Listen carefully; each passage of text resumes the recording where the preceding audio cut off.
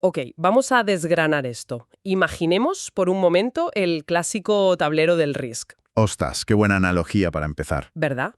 Se despliega el mapa mundial en la mesa, las piezas están ahí listas para moverse, pero bueno, en esta versión que estamos jugando ahora mismo, en marzo de 2026, los ejércitos no conquistan territorios para ganar fronteras. No, ¿qué va?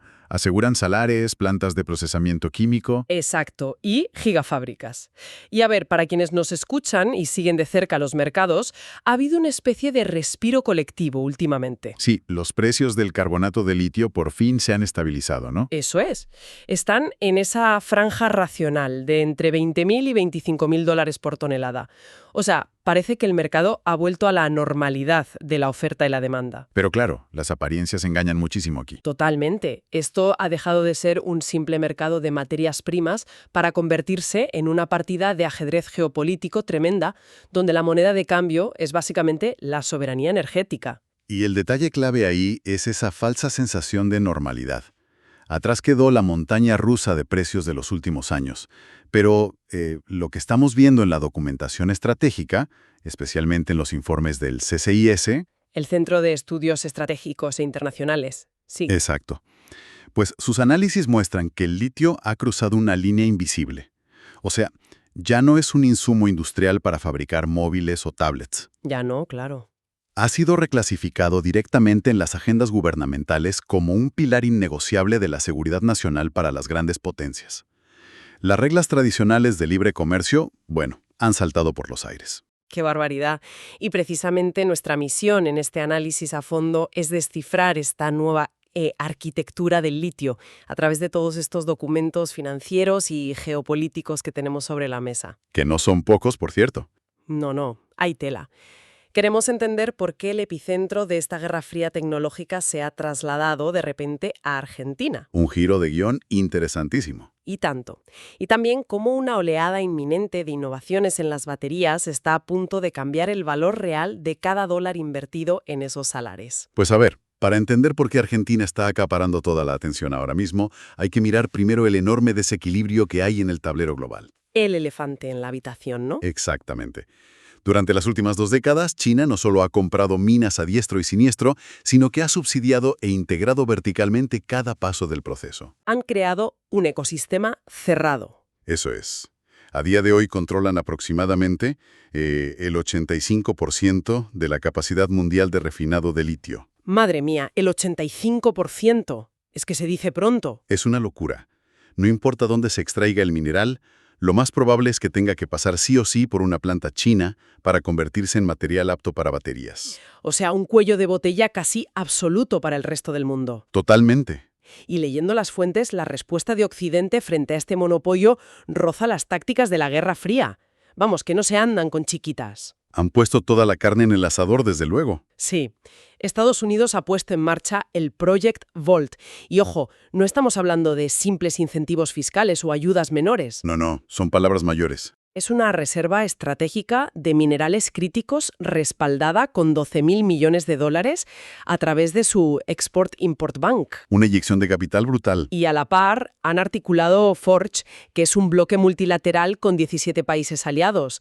Pero claro, y aquí viene el problema, todo ese capital estadounidense y europeo necesita un anclaje físico. Claro, el dinero en el banco no fabrica baterías. Exacto. Necesitan un destino geológico real donde aterrizar y empezar a perforar. Y el embudo eológico inevitablemente nos lleva al famoso Triángulo del Litio en Sudamérica. Chile, Bolivia y Argentina. Eso es. Pero fíjate en el contraste de velocidades entre los tres, que es lo que realmente marca la diferencia.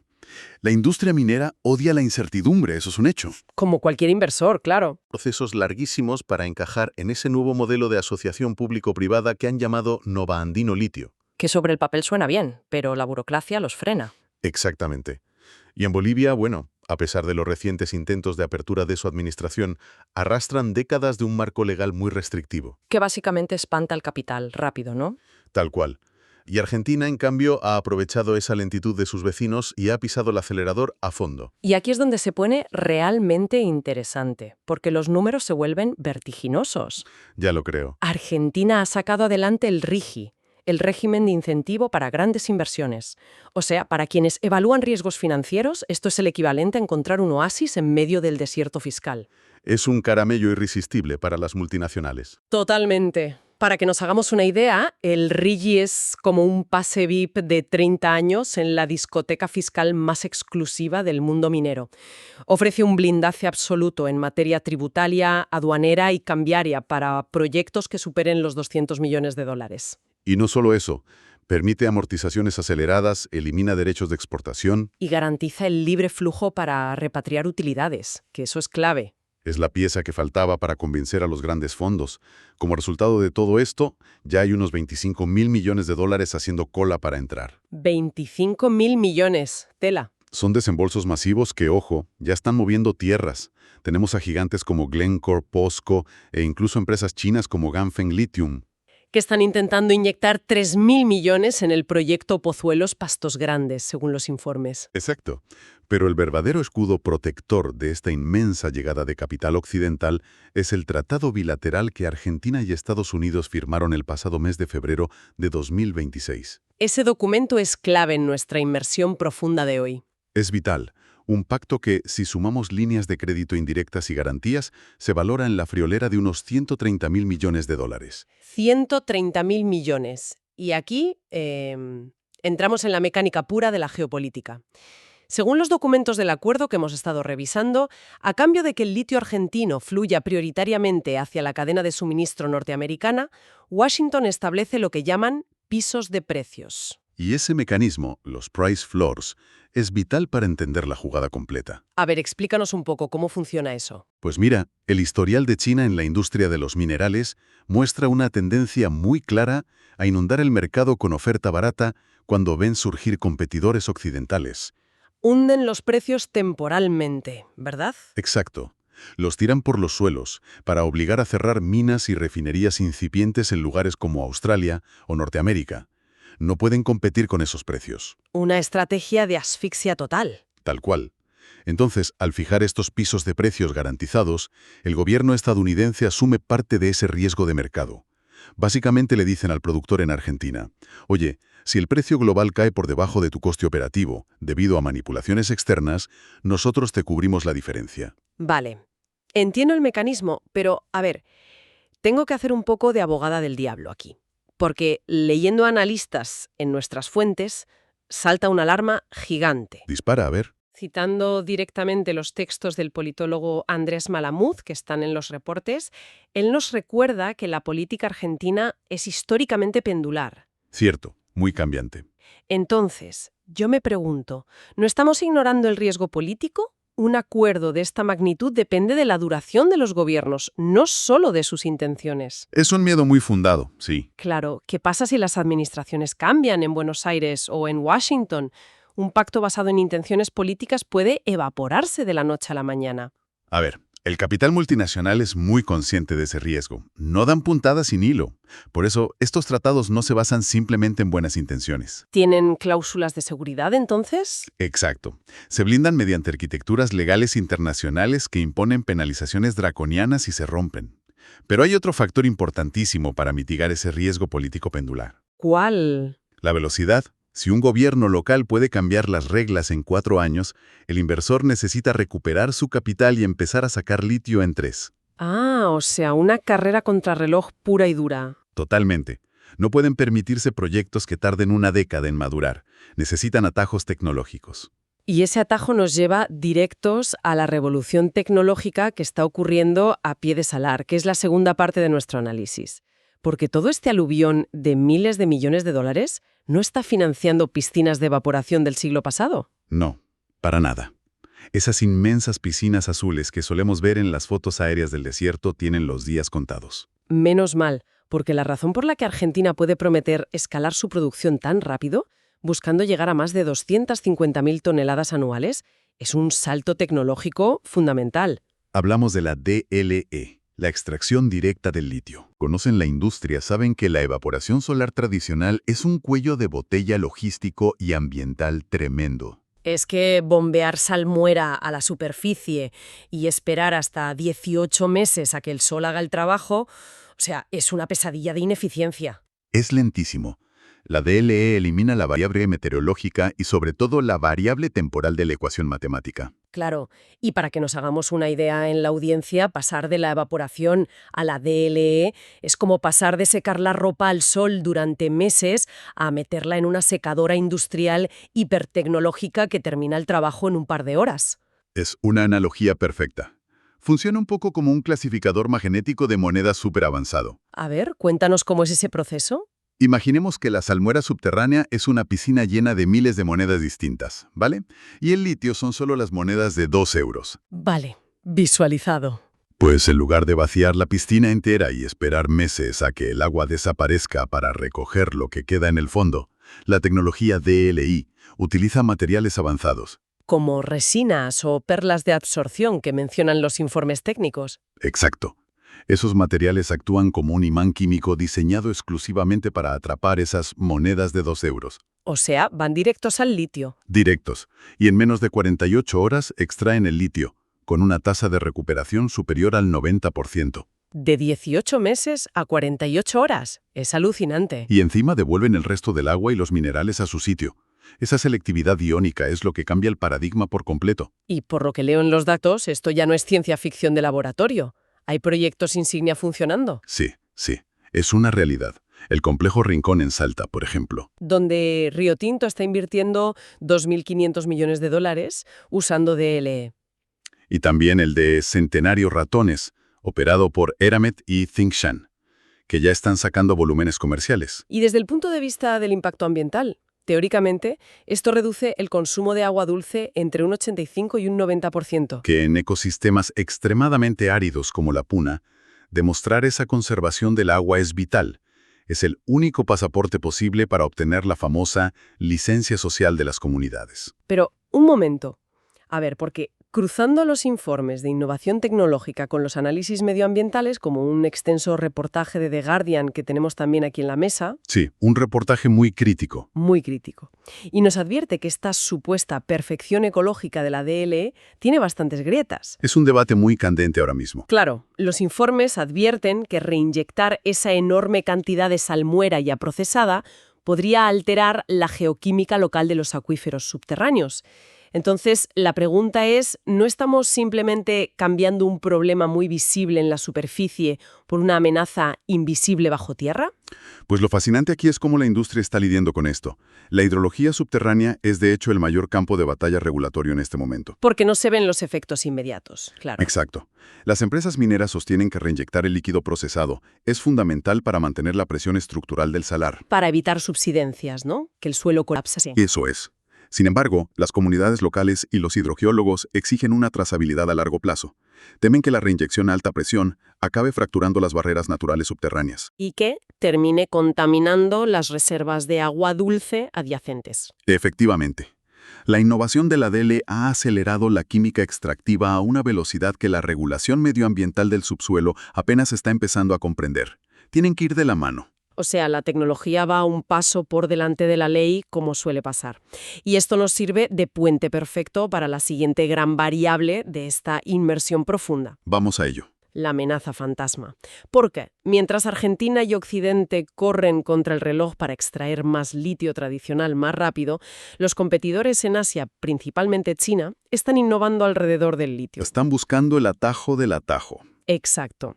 Yo lo pienso y digo, ¿de qué sirve tener todo el litio del mundo blindado si la tecnología final de los coches cambia de dirección? Es el gran miedo de los inversores. El encarecimiento artificial de los minerales y la tensión geopolítica siempre actúan como catalizadores para buscar sustitutos. La necesidad agudiza el ingenio. Tal cual. Y la primera respuesta comercial masiva que estamos viendo ya en las calles este 2026 es la batería de ion sodio. El sodio. Que, a medida que los precios del litio subían en los años previos, China empezó a impulsar el sodio con muchísima fuerza. Porque tiene todo el sentido estratégico para ellos. Si miras la tabla periódica, el sodio está justo debajo del litio. Se comportan de manera muy similar químicamente. Pero el sodio es unas 400 veces más abundante en la corteza terrestre, ¿verdad? Exacto.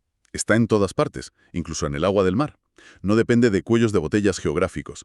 Y empresas como CAT, EL o BYD ya están comercializando estas baterías. Y según los datos financieros, son entre un 30 y un 40% más baratas que las de litio tradicional. Una ventaja económica brutal para el mercado masivo. Y no solo eso, leyendo los diagramas de rendimiento en nuestros informes, resulta que el sodio resuelve uno de los problemas más desesperantes de la movilidad eléctrica. El rendimiento en climas muy fríos. Exacto. Los datos muestran que retienen el 90% de su capacidad a temperaturas de 20 grados bajo cero. El mecanismo detrás de esa resistencia al frío es súper interesante. En las baterías tradicionales de litio, cuando la temperatura cae en picado, el electrolito líquido por el que viajan los iones se vuelve viscoso. Como si fuera miel, ¿no? Exacto, casi como miel. A los iones de litio les cuesta muchísimo moverse, y eso se traduce en que la autonomía del coche cae en picado. ¿Te quedas tirado a medio camino? Sí. Pero los iones de sodio, con las químicas específicas que han desarrollado, no sufren ese aumento de viscosidad de la misma manera. La energía fluye sin problemas. Ideal para los inviernos duros.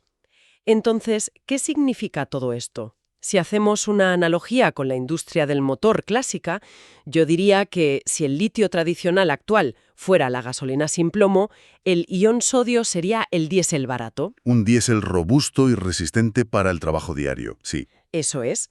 Pero claro, el sodio es pesado y no da tanta potencia. Así que para la gama alta necesitamos otra cosa. Y ahí entra el que los ingenieros llaman el santo grial, Las baterías de estado sólido. que serían como el combustible de aviación para los hipercoches del futuro. Es una analogía muy visual. El estado sólido es el salto generacional definitivo. Gigantes como Toyota y Dongfeng ya apuntan a la producción masiva de estas baterías entre 2027 y 2028. Pasado mañana, como quien dice. Y aquí la arquitectura cambia por completo. Reemplazan el electrolito líquido, que es inflamable, por conductores completamente sólidos. Polímeros o compuestos de sulfuro, según los reportes técnicos. Y esto elimina el riesgo de incendio. Pero lo que de verdad llama la atención son las cifras de densidad energética. Son de otra liga. Prometen densidades de 500 vatios hora por kilogramo. Que es literalmente el doble que las baterías actuales más avanzadas. El doble de energía en el mismo espacio y peso. Estamos hablando de autonomías de 1.200 kilómetros y tiempos de carga de 10 minutos. Cargar el coche en lo que tardas en tomarte un café. Exacto. Y el secreto mecánico para lograr eso está ligado a lo que decíamos de la inflamabilidad. Sí, lo de las dendritas, ¿no? Exactamente. En las baterías de electrolito líquido, si intentas usar un ánodo de litio metálico puro, que es el que te da la máxima energía, se forman esas dendritas. Que para entenderlo visualmente son como unas agujas metálicas microscópicas que crecen dentro de la batería, perforan el plástico separador, hacen cortocircuito y todo arde en llamas. Esa es la imagen perfecta.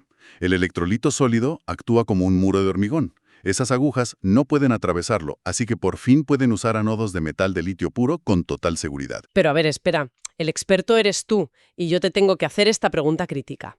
Si me dices que el sodio, que no usa litio, conquista el mercado masivo barato, Sí. y el estado sólido requiere menos baterías tradicionales y usa otras arquitecturas, ¿no amenaza esto con desplomar las proyecciones de demanda masiva que justifican los miles de millones invertidos hoy en Argentina? Entiendo perfectamente la duda, pero no. La respuesta es que no es un juego de suma cero.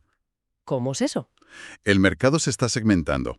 Como bien decíamos, las baterías de estado sólido aún necesitarán esos ánodos de metal de litio puro. Vale. O sea que el litio sigue en la ecuación. ¿Sigue y de qué manera? Significa que el litio seguirá siendo el rey, pero la forma en que se procesa y se usa será muchísimo más especializada. Ya no será para todo tipo de baterías, sino para el sector premium y de alto rendimiento. Entendido. O sea, el litio pasa de ser material de clase turista a material de primera clase. Una forma perfecta de resumirlo. Y esto es crucial para cualquiera que nos escuche hoy. Desde luego. Ya sea para aquellos que invierten y analizan cadenas de suministro, evalúan riesgos globales o simplemente para quienes planean comprarse un vehículo eléctrico en los próximos años. Porque les va a afectar directamente al bolsillo. Completamente. Esta guerra fría tecnológica dictará los precios, la disponibilidad y el tipo de coche que podremos comprar. Pues nos queda un panorama complejo, pero interesantísimo. Y antes de despedirnos, quiero dejar un último pensamiento provocador sobre la mesa, algo que no hemos discutido hasta ahora, pero que sale en las fuentes sobre innovación. Sorpréndenos, a ver. Hablo de la economía circular. mencionan el pasaporte de batería de la Unión Europea, que obliga a reciclar un porcentaje altísimo de componentes. Y hay un dato revelador en los informes asiáticos. El del reciclaje en China, ¿no? Exacto. Resulta que para este año, 2026, el 15% de toda la inmensa demanda china ya se satisface con litio reciclado. Un 15% que ya no sale de ninguna mina, sino de baterías viejas. Es un porcentaje que ya empieza a mover la aguja del mercado mundial. Totalmente. Así que dejamos esta pregunta en el aire para quienes nos escuchan. Con el reciclaje, creando un circuito cerrado casi perfecto. Y si el verdadero ganador de la fiebre del litio en 2030 no es el país que tiene las reservas más grandes bajo tierra. Interesante enfoque. Y si el ganador definitivo es el que logre construir la mina urbana de reciclaje más eficiente sobre ella. Ahí lo dejamos. Muchas gracias por acompañarnos en este análisis a fondo. Un placer. Hasta la próxima.